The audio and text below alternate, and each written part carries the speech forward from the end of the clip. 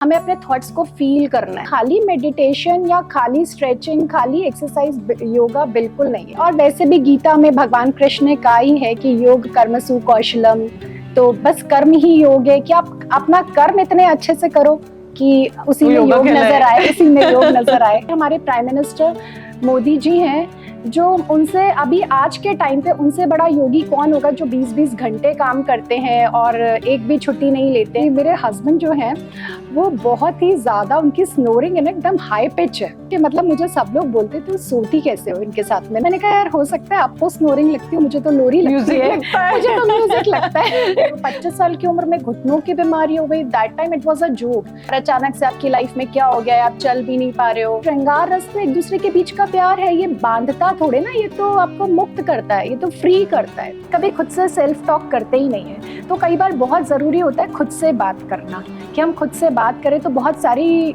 मुश्किलों का हल तो ऐसे ही निकल आता है, निकल आएगा। Welcome to the very first episode of Jaipur Unplugged. Our very first guest is Shri Priya Pragya Saruparia. प्रज्ञा एक योगा एक्सपर्ट है, एक नेचुरोपैथ है, एक फाइटर है, एक सर्वाइवर है, जिन्होंने अपनी बीमारी को दूर किया योगा के through. She is a real inspiration for women. So let's welcome Pragya Saruparia. Welcome to the show, Pragya. Thank you so much, Divya, for inviting me on Jaipur Unplugged. So प्रज्ञा, सबसे पहले अपनी स्टोरी के बारे में बताइए, क्योंकि हमने सुना है कि आपने किस तरीके से अपनी बीमारी को डिफीट किया। वैसे तो दिव्या मैं बताऊं, योगा ने मुझे ऐसा कर दिया है कि मैं अब अपना पास्ट देखना ही नहीं चाहती। पास्ट में मतलब मैं प्रेजेंट में रहना चाहती हूँ। तो ये स्टार्ट होता है 2007 से। Like when I was 25 years old and like normal दिनों की तरह मैं अपना काम कर रही थी, सब कुछ ठीक था। शादी को 2-3 साल हुए थे, 1.5 साल की मेरी बेटी थी। अचानक से एक दिन मुझे ऐसा लगता है कि मेरा पैर नहीं मुड़ रहा है, तो मुझे लगा कुछ छोटा मोटा सा दर्द हुआ होगा। 1-2 दिन निकल गए, 2 दिन बाद अचानक से देखती हूँ कि मेरे पैर में बहुत स्वेलिंग आ गई है, नीज में। मैं बिल्कुल चल नहीं पा रही हूँ, ड्रैग कर रही हूँ लिटरली अपना पैर। डॉक्टर के पास गई और वो स्वेलिंग मेरी डे बाय डे बढ़ती गई। उसके बाद हुई हमारी डॉक्टर्स की जर्नी स्टार्ट। शायद मुझे लगता है कि उस टाइम पे जयपुर में उस टाइम कोई ऐसा सिंगल डॉक्टर नहीं बचा होगा ये अपने ऑर्थोपेडिक्स में जिसको मैंने कंसल्ट नहीं किया हो। मतलब एक लॉन्ग जर्नी मेरी स्टार्ट हो गई, जहाँ हर जगह मेरे को एक अलग व्यू पॉइंट मिला। किसी ने कहा कि आपके घुटनों में पानी भर गया है, किसी ने कुछ और बताया, किसी ने कुछ और बताया, बोले नीज की सर्जरी करनी पड़ेगी, किसी ने तो नी रिप्लेसमेंट ही बता दी। 25 साल की उम्र में घुटनों की बीमारी हो गई, that time it was a joke कि 25 साल में भी ऐसा कुछ होता है क्या। बिल्कुल हाँ। मैं अपने पैर पे भी नहीं खड़ी हो पाती थी, लिटरली खुद को ड्रैग करके जाना पड़ता था। खुद से थक चुकी थी बहुत ज्यादा ना, खुद नहीं समझ पा रही थी कि क्या हुआ है। मैं तो खैर नहीं समझ पा रही थी, पर डॉक्टर्स भी नहीं समझ पा रहे थे, उन्हें भी नहीं पता था। हर डॉक्टर के पास अपनी एक नई थ्योरी थी। फिर मेरा इंट्रोडक्शन हुआ नेचुरोपैथी से। मानसरोवर में है डॉक्टर इस्माइल टांक, मैं उनके पास गई। उन्होंने मुझे बताया कि तुम थोड़ी सी एक्सरसाइजेस करो, थोड़ा सा योगा, थोड़ी सी ब्रीदिंग करो। दफा मेरी दवाइयाँ सारी छूट गई। कहीं ना कहीं मुझे लग रहा था कि नहीं मैं अब कर लूंगी, शायद मैं मैनेज कर लूंगी। अब मुझे चीजें समझ आने लगी थी। शायद योगा के थ्रू आप खुद को समझने लगते हो, खुद को जानने लगते हो। क्योंकि आप जब इस चीज में घुस जाते हो ना, ये खाली स्ट्रेचिंग नहीं है, खाली एक्सरसाइज नहीं है, ये आपको अंदर से इतना मजबूत बनाती है कि आपको खुद को रियलाइज नहीं होता। जब आप खुद पे काम करते हो, जब आप स्ट्रेचिंग करते हो, स्ट्रेचिंग खाली एक एक्सरसाइज नहीं है, आपकी बॉडी की नॉट्स को खोलती है, जो आपकी गांठें होती है शरीर की। मतलब खाली ध्यान लगाना 2 मिनट्स के हम सोच रहे हैं, हमें अपने थॉट्स को रोकना, हमें थॉट्स को नहीं रोकना है। हमें अपने थॉट्स को फील करना है, हमें महसूस करना है, उसको बहने देना है। तब आपको पता पड़ेगा कि एक्चुअली आप के अंदर क्या पावर है। मतलब आपको लगता है कि आपका यूनिवर्स से कनेक्शन बहुत ज्यादा बढ़ जाता है, बॉन्डिंग बढ़ जाती है। आप एनर्जी पे बिलीव करने लग जाते हो, आप मैनिफेस्ट करने लग जाते हो कि नहीं। जब खुद पे यकीन होता है तो लगता है ना, वो एनर्जी भी आपके लिए वही काम करती है, वैसे ही वर्क करती है। तो आपको वो सुप्रीम पावर, डिवाइन पावर पे आपका जो एक बिलीफ होता है, वो डे बाय डे और स्ट्रांग होता जाता है। Spiritually enlighten. हाँ बिल्कुल, स्पिरिचुअल एनलाइटमेंट तो योगा के थ्रू डेफिनेटली होता ही है। और योगा को लोग बहुत ही जैसे मैंने कहा ग्लैमराइज कर दिया गया है, तो हर कोई बोलता है हाँ हम लोग योगा कर रहे हैं, भाई योगा के लिए जा रहे हैं। मुझे लगता है कर तो रहे, कैसे भी करें, जैसे हम बोलते हैं ना कि बेबी स्टेप लेना जरूरी है, तो चलो फैंसी के चक्कर में ही सही, या जैसे लगता है ना कि आजकल क्या चल रहा है वैसे ही सही, तो एक बेबी स्टेप तो ले रहे हैं। हो सकता है कि जब वो आगे बढ़ेंगे, इसमें डीपर जाएंगे तो उन्हें समझ आएगा, तो ठीक है, एक स्टेप लेने दो। ट्रेंडिंग आप 1 घंटा मत दो, 30 मिनट मत दो, 5 मिनट तो आप दे ही सकते हो, 5 मिनट तो इसीलिए start शायद करो। बोलते हैं कि yoga it's all about living in the present हाँ मोमेंट। हाँ, बिल्कुल लिविंग इन, और वैसे भी गीता में भगवान कृष्ण ने कहा ही है कि योग कर्मसु कौशलम, तो बस कर्म ही योग है, कि आप अपना कर्म इतने अच्छे से करो कि उसी में योग नजर आए, उसी में योग नजर आए, वही। अच्छा प्रज्ञा, मैं जब ये इस पूरे टॉपिक के बारे में रिसर्च कर रही थी तो मुझे एक शब्द ने सबसे ज्यादा अट्रैक्ट किया। जैसे 9 रस होते हैं योगा में, श्रृंगार रस की बहुत बड़ी इम्पोर्टेंस है, तो उसको आप कैसे एक्सप्लेन करोगे? दिव्या, सबसे पहले तो हम ये समझते हैं कि श्रृंगार रस क्या है। तो जैसे कि श्रृंगार रस हम सभी जानते हैं कि लव, ब्यूटी, अपने आप को सजाने संवारने का तरीका, जैसे 16 श्रृंगार, 16 श्रृंगार औरतों के लिए सबसे इम्पोर्टेंट वही है, वेमेन के लिए सबसे इम्पोर्टेंट, कि तैयार हो रहे हैं, कोई भी फेस्टिवल है, तो बहुत सारे एस्पेक्ट्स हैं श्रृंगार के। जैसे कि हम प्रभु के प्रति अपना जब कहते हैं कि श्रृंगार आरती है, हम अपना प्यार जताते हैं, श्रृंगार किसी के लिए भी हो सकता है, लव किसी के लिए भी हो सकता है, चाहे वो एक बॉय और गर्ल के बीच में हो, माँ का अपने बच्चे के लिए हो, दादा दादी के का अपने पोते पोतियों के लिए हो, तो किसी के लिए भी हो सकता है। बस इट इज, हाँ, ये बस लव, ब्यूटी, एस्थेटिक, ये श्रृंगार रस है। अब हम इसको योगा से कैसे जोड़ें, तो इसका मैं बताऊं कि जैसे आजकल जैसे हम योगा जाते हैं, हम कह रहे हैं कि हम योगा करने के लिए जा रहे हैं, तो हम बड़े अच्छे से तैयार हो के जाते हैं, हमें लगता है कि हम अपना वेल ड्रेस्ड हो, अच्छे से प्रेजेंटेबल हो, तो हम काफी सारे अपने पूरा, हमारे आजकल एक वार्डरोब होता है, योगा का अलग वार्डरोब होता है, हाँ, तो ना कि अलग अलग ब्रांड्स आजकल नए नए आ गए हैं। तो पहले कैसे होता था कि कुर्ते पजामे में कर रहे हैं, सलवार है ना, सूट्स में कर रहे हैं, अभी आजकल आपने देखा है तो रोज एक नया आउटफिट होता है। मुझे कुर्ते पजामे वाला योगा भी बहुत अच्छा लगता है। Anyway, इसकी अपनी ब्यूटी है। तो वैसे है कि अगर हम देखें तो ये एक तरीके का रस हो गया कि हम अपने एस्थेटिक्स पे, अपने लुक्स पे, कि हम कैसे दिख रहे हैं, श्रृंगार रस इस तरीके से हम कनेक्ट कर सकते हैं। और खैर औरतों का तो हमेशा ही होता है, वुमेन का तो खैर हमेशा ही सजने संवरने का एक रहता है, कि प्रेजेंटेबल रहने का रहता है, कि हम अच्छे दिखें, है ना, वो तो।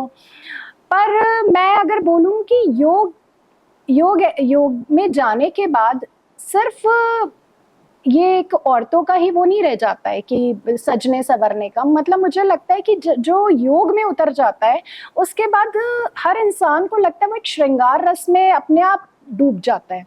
जैसे कि सबसे बड़ा एग्जाम्पल तो मुझे इसका लगता है कि हमारे प्राइम मिनिस्टर मोदी जी हैं, जो उनसे अभी आज के टाइम पे उनसे बड़ा योगी कौन होगा, जो 20-20 घंटे काम करते हैं और एक भी छुट्टी नहीं लेते हैं, और साथ में आप उनको कभी भी देखो उनकी एनर्जी अनमैचेबल है। जिस तरीके से वो अपने आप को ड्रेसअप रखते हैं हमेशा, और उनके चेहरे पे जो तेज रहता है, जो वो श्रृंगार रस की रौनक जो उनके चेहरे पे रहती है। तो हम ये नहीं बोल सकते कि खाली ये हम श्रृंगार रस को, और मतलब उनको देखने के बाद, हाँ, उनको देखने के बाद तो मुझे लगता है कि असली योग तो ये जी रहे हैं, हम तो सिर्फ इसको एक एक्सरसाइज से कनेक्ट करते हैं।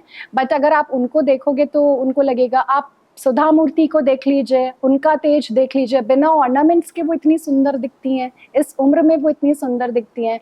आप मोदी जी को देखिए, राइट। हाँ, और एक और एग्जाम्पल है श्रृंगार रस का, जैसे कि हम एक हस्बैंड वाइफ के बीच का जो लव होता है, तो आजकल मैंने सुना है, जैसे कि बहुत सारे लोग कहते हैं या विमेन से सुना है कि अभी स्पिरिचुअल एनलाइटमेंट के लिए हम गृहस्थी में फंस गए हैं, क्या करें, गृहस्थी है, नहीं निकल पाते हैं, अवेकनिंग चाहते तो बहुत हैं कि तो पर इसके लिए आपको गृहस्थी छोड़ने की कहाँ जरूरत है, ये तो प्यार है ना, श्रृंगार रस तो एक दूसरे के बीच का प्यार है, ये बांधता थोड़े ना, ये तो आपको मुक्त करता है, ये तो फ्री करता है। खुद का एक एग्जाम्पल बताती हूँ कि मेरे हस्बैंड जो हैं वो बहुत ही ज़्यादा, उनकी स्नोरिंग है ना एकदम हाई पिच है, बहुत ज़्यादा हाई पिच है, कि मतलब मुझे सब लोग बोलते थे सोती कैसे हो इनके साथ में ना, इतनी मतलब पूरा हमारा घर गूंजता है। मैंने कहा यार हो सकता है आपको स्नोरिंग लगती है, मुझे तो लोरी लगती है, मुझे तो म्यूजिक लगता है मुझे बस म्यूजिक के बिना नींद नहीं आती है। तो वही है कि आप कैसे अपना चीज़ों को लेते हो। योग कि आपको और पक्का बना देता है, पक्का मजबूत बना देता है इन सब चीजों के हाँ, लिए। श्रृंगार रस को जीने लग जाते हो। योगा मेरे हिसाब से फिजिकल रेल्म से या फ्लेवर्स के बियॉन्ड भी है योगा। मुझे लगता है कि ये सिर्फ पोस्चर्स करने से, एक्सरसाइज करने से या योग करने से ही सीमित नहीं है। इसके बियॉन्ड जो मैं कहना चाह रही हूँ वो ये कि मतलब आपके अंदर के आर्टिस्ट को, आप अपने अंदर की क्रिएटिविटी को भी वो एक पुश देता है। Am I right? बिल्कुल दिव्या, आप बिल्कुल सही कह रहे हो। योगा का मतलब ही है जोड़ना। तो अपने इनर सेल्फ से जोड़ना, खुद से खुद को जोड़ना, ये खुद से खुद की जर्नी है। मतलब बेटर लाइफ की तरफ लेके जाता है आपकी लाइफ में, एनलाइटमेंट की तरफ लेके जाता है आपकी लाइफ में। तो जैसे हम खुद इनर सेल्फ से जुड़ते हैं तो ऑब्वियसली हमारा विजन वाइड होता है, स्पेक्ट्रम वाइड होता है, हमारे सोचने का तरीका, समझने का तरीका, हम चीज़ों पे बेटर तरीके से फोकस कर पाते हैं। हमारा विजन वाइड होता है तो हमारी क्रिएटिविटी बढ़ती है, हम चीज़ों को बेटर तरीके से देखना, समझना, तराशना सीखते हैं। तो योगा डेफिनेटली अलग नजरिया हो जाता है। अलग नजरिया हो जाता है चीज़ों को देखने का। तो आर्टिस्टिक व्यू तो, पॉइंट ऑफ व्यू तो इसका है ही है। तो मैं आपको एक एग्जांपल देती हूँ दिव्या कि हाल ही में मैं अभी अयोध्या होकर आई हूँ, और जैसा कि हम बात कर रहे हैं कि योगा से क्या हमारे आर्टिस्टिक व्यू पॉइंट्स बढ़ते हैं, क्रिएटिविटी बढ़ती है, तो आप यकीन नहीं मानोगे कि जब मैंने रामलला की मूर्ति को देखा तो मैं वही सोची कि किसी साधारण इंसान के तो बस की बात नहीं है, कोई बहुत बड़ा योगी ही होगा जिसने उसे बनाया। क्योंकि जैसा कि मैंने अभी तक उसको फोटोज़ में देखा था, सोशल मीडिया पे फोटोज़ देख रही थी, न्यूज़पेपर्स में देख रही थी, वो तो उससे बहुत ज़्यादा खूबसूरत है, बहुत ही ज़्यादा खूबसूरत। तो इतनी क्रिएटिविटी, इतना आर्टिस्टिक काम तो कोई साधारण इंसान तो नहीं कर सकता। डेफिनेटली कोई बहुत बड़ा योगी होगा जिसने बहुत फोकस करके, बहुत साधना करके उसको बनाया होगा। या वो ही नहीं, हम जैसे जो भी हम देखते हैं, हमारे भारत में इतने सुंदर सुंदर स्कल्पचर्स हैं, इतने सुंदर मंदिर हैं, इतनी सुंदर सुंदर मूर्तियां हैं और उनकी भव्यता है। तो बिना आर्टिस्टिक, बिना क्रिएटिविटी के अपने काम में एकदम दिल बिल्कुल लगा तल्लीन होके या ध्यान मग्न से वो होके काम करना, राइट। उसके बिना तो वो पॉसिबल ही नहीं है कि ऐसी क्रिएटिविटी निकल के आ जाए। तो ये तो मतलब ये योग, मतलब जैसे वही बात आ गई कि योग कर्मसु कौशलम, कि आप इतने तन्मयता से, इतनी तल्लीनता से, इतनी कुशलता से अपने काम में आप घुस जाते हो कि फिर जो निकल के आता है वो तो बस रस है। वो तो एक अलग ही तरीके का रस है। और जहाँ रस है वहाँ भाव भी है। बिल्कुल। So coming back to yoga, अभी क्या कर रहे हो आप? सिखा रहे हो, कर रहे हो, किस फेज में हो? दिव्या, मैं सिखा भी रही हूँ, पर मुझे लग रहा है सिखाने से ज़्यादा तो मैं शायद सीख ही रही हूँ, हर दिन सीख रही हूँ। सीखने का जो हंगर है वो कभी ख़त्म ही नहीं होता है। मुझे लगता है कि हर दिन शायद नया है, हर दिन कुछ नया सीख रही हूँ। वैसे भी वही ना कि योगा कोई छोटा सा, मतलब योगा वर्ड छोटा सा है, पर जानने के लिए इसमें इतना कुछ है कि हर दिन कुछ नया पढ़ती हूँ, हर दिन कुछ नया सीखती हूँ। तो शायद वो मेरी सीखने की ही जर्नी अभी तो ख़त्म नहीं हुई है, वो ही चल रही है और मुझे नहीं लगता कि वो कभी ख़त्म होगी। रोज़ नई किताबें पढ़ो, रोज़ कुछ नया जानो। तो बस अभी तो अभी हर क्या दिन, पढ़ रहे हो? अभी रिसेंटली मैं अभी बहुत इंटरेस्टिंग बुक पढ़ रही हूँ डॉक्टर राज बालाकृष्णन की, जो है कि the stories behind the poses, कि हमारी माइथोलॉजी में कैसे जो हमारे बहुत सारे योगा पोस्चर्स हैं वो हमारी माइथोलॉजी से कैसे कनेक्टेड हैं। तो इसमें काफ़ी इंटरेस्टिंग स्टोरीज़ हैं।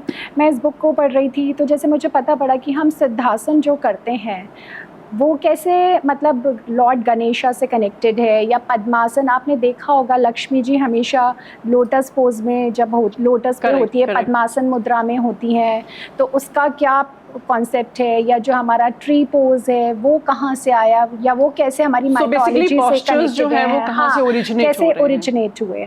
तो इस पे मैं ये बुक पढ़ रही थी, तो उसमें इसी में एक बड़ी इंटरेस्टिंग स्टोरी थी सिद्धासन के ऊपर। मैं आपको बताती हूँ कि जैसे देखिए, सिद्धासन इस पोस्चर में भगवान गणेशा बैठे हैं, लॉर्ड गणेशा। और ये मतलब सिद्धासन हमें क्या सिखाता है, बेसिकली ये स्टोरी में हमें दिखाया गया है कि एक बार ऐसा हुआ कि हमारे जो ब्राह्मण पुराने ऋषि मुनि थे, उन्होंने सोचा कि जैसे हम लोग होता है ना कि हम एग्ज़ाम देने के लिए जाते हैं तो मम्मी दही गुड़ खिलाती हैं कि शगुन करके निकलना चाहिए घर से, भगवान के हाथ जोड़ के निकलो। तो वैसे उस टाइम पे ऋषि मुनियों ने सोचा कि हम ऐसा क्या शगुन करें, किस भगवान की पूजा करें जब भी कुछ अच्छा काम करें। तो उन्होंने सारे ऋषि मुनियों ने बहुत यज्ञ किया, तपस्या करी, भगवान शिव की आराधना करी कि वो हमें कुछ ऐसा बताएं कि सबसे पहले इन देवी देवताओं की पूजा करें, कुछ भी नया काम शुरू करने से पहले, शुभ काम शुरू करने से पहले। तो जब भगवान शिव अपनी तपस्या उनकी भंग हुई कि भैया कोई पृथ्वी लोक पे कोई बहुत भारी प्रार्थना कर रहा है, तो उनको महसूस हुआ कि उनको ये ब्राह्मण चाह रहे हैं कि उनको ऐसा कोई लॉर्ड या देवता का नाम बताया जाए कि सबसे पहले किसको पूजा जाए जब भी हम शुभ काम शुरू करें। तो उन्होंने पार्वती जी से पूछा कि ऐसा मेरे भक्त पूछना चाह रहे हैं मेरे से कि हम सबसे पहले किसकी पूजा करें। तो पार्वती जी बोली कि अपने दोनों पुत्र कार्तिकेय और गणेशा से बेटर कौन होगा। मैं शक्ति, आप शिव, मैं शक्ति हूँ, आप कॉन्शियसनेस हो, चेतना हो, तो इन दोनों का मिलन है हमारे बच्चे, तो इनसे बेटर कौन होगा। तो इन दोनों में से ही कोई एक होना चाहिए जिसकी पूजा सबसे पहले होनी चाहिए, पर अब दोनों में से कौन। तो शिव जी बोले लेकिन दोनों में से कौन। तो बोले कि हम एक रेस करवा लेते हैं इनकी। बोले रेस कहाँ की रेस करवा लेते हैं। बोले पृथ्वी लोक की एक परिक्रमा करवाते हैं, जो पहले पूरी करके आएगा वही प्रथम पूज्य होगा। तो ठीक है भाई, कार्तिकेय और गणेश जी को बुलाया गया और उनको बोला कि आप दोनों रेस लगाओ और जो पहले फर्स्ट आएगा वो प्रथम पूज्य होगा। ठीक है, कार्तिकेय जी का वाहन है पीकॉक, मोर, और गणेश जी का वाहन है चूहा। तो अब गणेश जी बड़े हैरान परेशान कि ऐसे मैं चूहे पे दौड़ दौड़ के कैसे जाऊंगा, कैसे परिक्रमा करके फर्स्ट आऊँगा। तो उन्होंने सोचा कि मैं अपना ध्यान लगाता हूँ। वो सिद्धासन मुद्रा में बैठे, उन्होंने ध्यान लगाया, सोचा कि इसको मैं कैसे पूरा करूँ, इस चीज़ को मैं कैसे। तो उन्होंने सोचा कि मेरी माँ जो है वो शक्ति है, मेरे पिता हैं वो चेतना है, और अब जब मैं इनकी परिक्रमा कर लूँगा तो पूरे संसार की परिक्रमा हो गई, माता पिता से बढ़कर कौन है, तो मैं इन्हीं की परिक्रमा कर लेता हूँ। तो उन्होंने 3 चक्कर अपने माता पिता के चारों तरफ लगाए और फिर खड़े हो गए। अब जब शिव जी पार्वती जी आंखें बंद किए हुए थे, लेकिन उन्हें तो सब पता था कि गणेश जी तो गए नहीं हैं। कार्तिकेय जब वापस आए तो शिव जी ने उनसे पूछा कि गणेश आपने क्यों नहीं परिक्रमा करी। बोले मैंने तो आप ही की परिक्रमा कर ली, आप शिव और शक्ति दोनों का मिलन हो, मैंने आपके माँ बाप से बढ़कर कौन होता है इस दुनिया में, तो आपकी परिक्रमा कर ली, तो मेरे लिए तो पूरे संसार की परिक्रमा हो गई। तो पार्वती जी भी उनकी चतुराई पे हंसने लगी कि बोले कि कहाँ से तुमने इतना, मतलब तुम तो ज्ञान आया। तो वही ना कि आप पहले खुद को समझो, खुद को जानो, अपने इनर सेल्फ को जानो। सिद्धासन मुद्रा में उन्होंने ध्यान लगाया, समझा खुद को कि मैं क्या कर सकता हूँ। जैसे हमारी लाइफ में भी कोई भी समस्या आती है, या हम लोग इतने अपने बिजी शेड्यूल में कभी हमारे पास टाइम ही नहीं होता 2 मिनट सोचने के लिए, हमें लगता है पहले ये कर लें, फिर ये कर लें, फिर ये कर लें, कभी खुद से सेल्फ टॉक करते ही नहीं है। तो कई बार बहुत ज़रूरी होता है खुद से बात करना, कि हम खुद से बात करें तो बहुत सारी मुश्किलों का हल तो ऐसे ही निकल आता है। तो जो गणेश जी की सिद्धासन मुद्रा है वो हमें यही बताती है कि कभी कभी सेल्फ टॉक करो, अपने आप से कनेक्ट करो, अपने आप से बात करो। और बाकी इस बुक में एक ट्री पोज के बारे में मेंशन्ड है, वृक्षासन जिसे हम कहते हैं। तो मतलब ये ट्री पोज जो है one of my favourite pose है। दिखने में बहुत सिंपल सा पोज है, इजी सा पोज है, लेकिन ये जो पोज है ये हमें ये सिखाता है कि जो एक पेड़ होता है उसकी जड़ें, जिस पेड़ की जड़ें जितनी ज़्यादा गहरी होती हैं, ज़मीन में जितनी ज़्यादा जाती है, वो उतना ही मजबूती से ऊपर स्ट्रॉन्ग खड़ा होता है ना। तो मतलब इंसान को अपनी ज़मीन से जुड़ना उतना ही ज़रूरी है ऊंचा बढ़ने के लिए। आप खाली हवा में ऊपर ऊपर तैर रहे हो तो आप कभी ऊंचाई को छुओगे नहीं। तो ट्री पोज आपको वही सिखाता है कि आप अपने एक पैर पे खड़े हो, आप एक पैर पे खड़े हो, लेकिन आपका पैर जो है बहुत फर्म है। इस ज़मीन और आसमान के नीचे आपको कैसे अपना बैलेंस बनाना है, आप फर्मली खड़े हो, तो आप हमेशा बी ग्राउंडेड। कभी अपनी रूट्स को भूलो नहीं, कभी भी अपनी जड़ों को भूलो नहीं, कभी भी अपने पेरेंट्स को, या हम कहाँ से आए हैं, क्या हमारा वैल्यू है, क्या हमारा कल्चर है, तो वो सब अगर आप हमेशा याद रखोगे तो हमेशा ऊंचाई को छूओगे। तो tree pose is one of my favourite poses. बहुत मज़ा आ रहा है प्रज्ञा तुमसे बात करके, और मन नहीं कर रहा है कि पॉडकास्ट को यहाँ पे एंड करूँ, लेकिन मुझे एंड करना पड़ेगा, टाइम की लिमिटेशन है। लेकिन we will definitely come back to you again, और हम आपके साथ और भी ज़्यादा बातचीत करेंगे, और भी ज़्यादा आपसे नॉलेज गेन करेंगे। And thank you so much for coming on Jaipur unplugged. Thank you so much Divya. आपको कैसा लगा आज का ये पॉडकास्ट, प्लीज कमेंट करके जरूर बताइएगा। We would love to hear from you, and do not forget to subscribe to Jaipur unplugged. Like कीजिए, शेयर कीजिए, नोटिफिकेशन बेल को जरूर प्रेस कीजिए ताकि every time we upload a video you are notified. मिलते हैं अगले पॉडकास्ट में नए गेस्ट के साथ, नए टॉपिक के साथ। Till then, good bye.